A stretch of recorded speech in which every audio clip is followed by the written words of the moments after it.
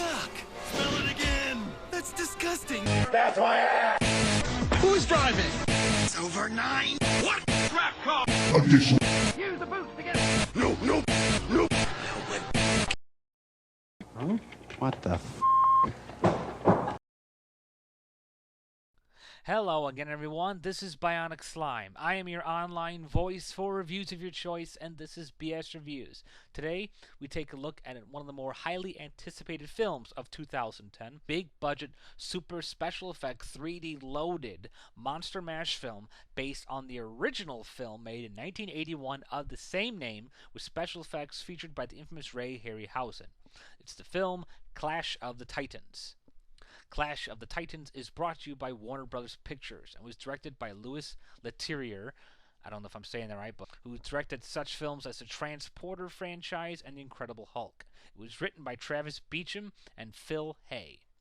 It stars Sam Worthington as Perseus, Liam Neeson as Zeus, Ralph Fiennes as Hades, Jason Flemyng as Chryseus, Gemma Arterton as Io, Alexa Davalos as Andromeda, and Mads Mikkelsen as Draco. The plot of Clash of the Titans. Taking place in the Greek city of Arcos, humans are becoming fed up and pissed off with the gods, feeling that all of their so-called gifts have brought them nothing but misery and misfortune, and they no longer wish to support, love, or offer any kind of worship to the gods. This enrages Zeus, the head of the gods, who wants to punish the humans and make them fear and love them again so they can restore their place as the rightful rulers of everything.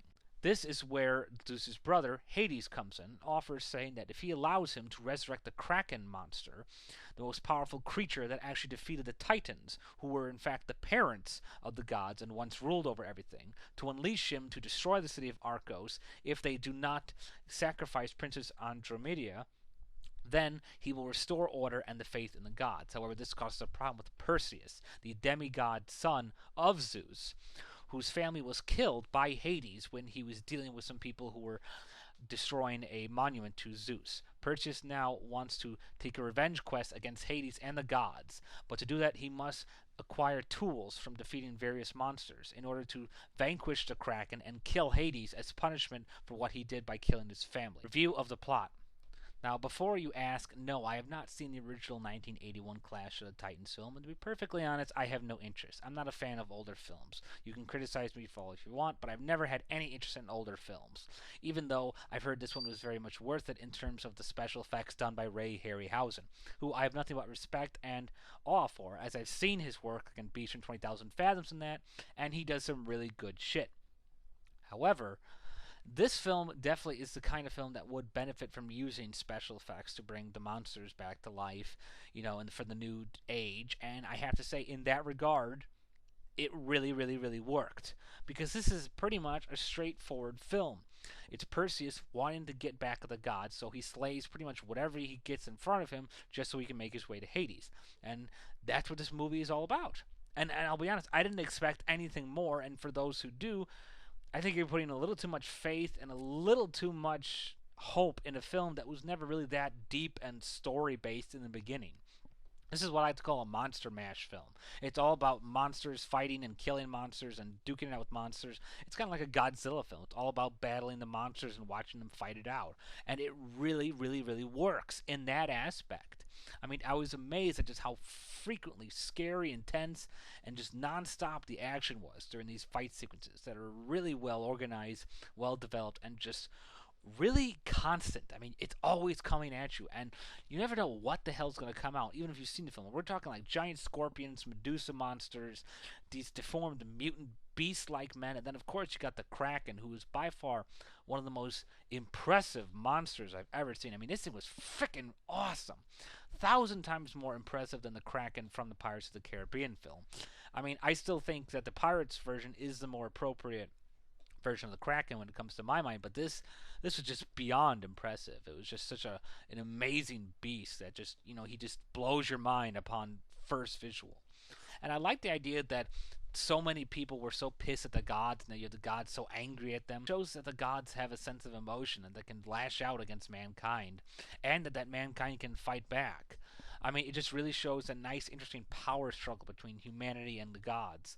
And I thought it was just kind of fascinating that they could do that, especially with the interesting relationship between Hades and Zeus, which, I mean, we all know where it's going, but it's set up in such a way that it can still be compelling enough with everything else that's going around. Review of the characters.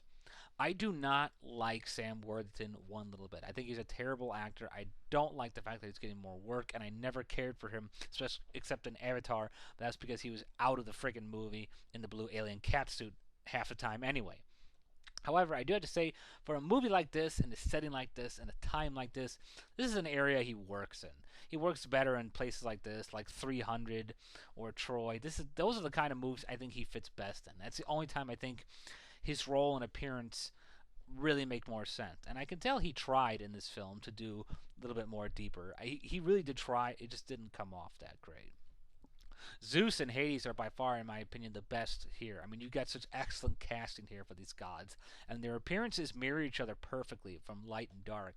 And it's impressive that they actually look so much alike. They actually look like brothers in this film. So I commend them on the makeup and the hair and all that. It really does make them look like they're related, and they really do give some great performances. Liam Neeson is always fantastic, and Ralph Fiennes was a very good, creepy, and effective Hades. I also like the fact that in the beginnings of the film, he started all whispery and raspy like and all kind of creepy, but then as he got stronger and more menacing, he got more evil, more dark and brooding, and I think that was a nice touch to show how he's rising from power in that.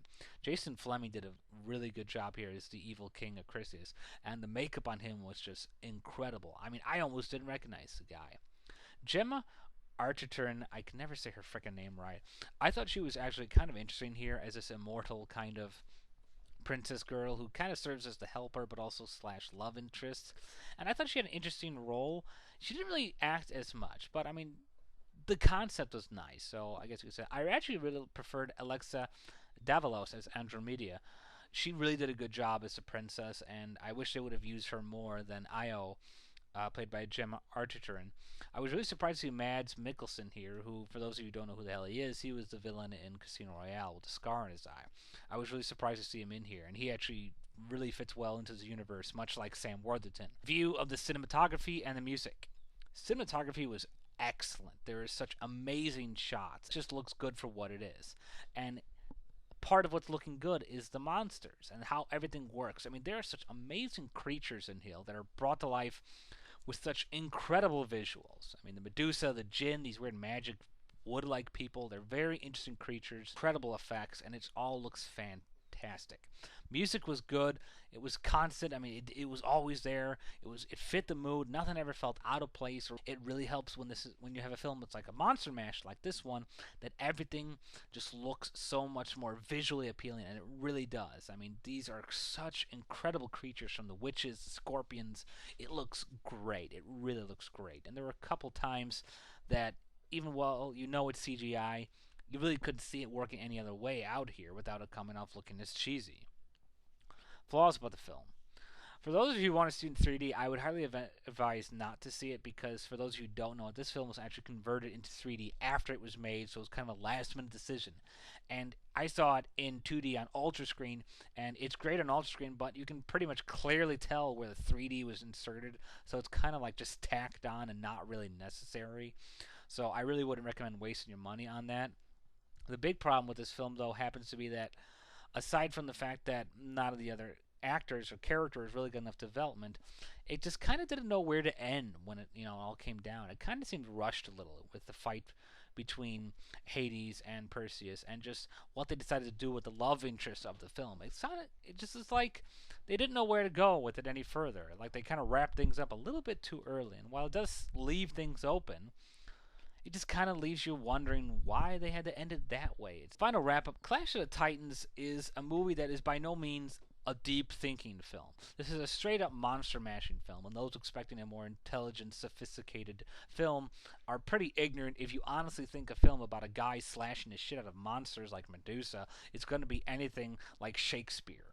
So for that area, I was not disappointed. I was disappointed that some of the supporting cast wasn't as interesting, and I thought the actresses should have been replaced in terms of their supporting roles, because I thought Alexa Davalos' character was much better than Gemma Arterton's character, but still, you got to find an appropriate role for Sam Worthington. I love casting Liam Neeson and Ralph Fiennes as the gods. I would like to see some of the more of the other gods interact, but the action was phenomenal. Special effects really brought these monsters to incredible life, and this is a kind of film that just needs to be as it is. It's a monster mashup film, and on that level, that's how you should always try and go see it, because when you do that, I don't think you'll get disappointed. Bottom line, I give Clash of the Titans 3.5 stars out of 5. Well, that's all for now. This has been Bionic Slime for BS Reviews. Thank you all for listening, and goodbye for now.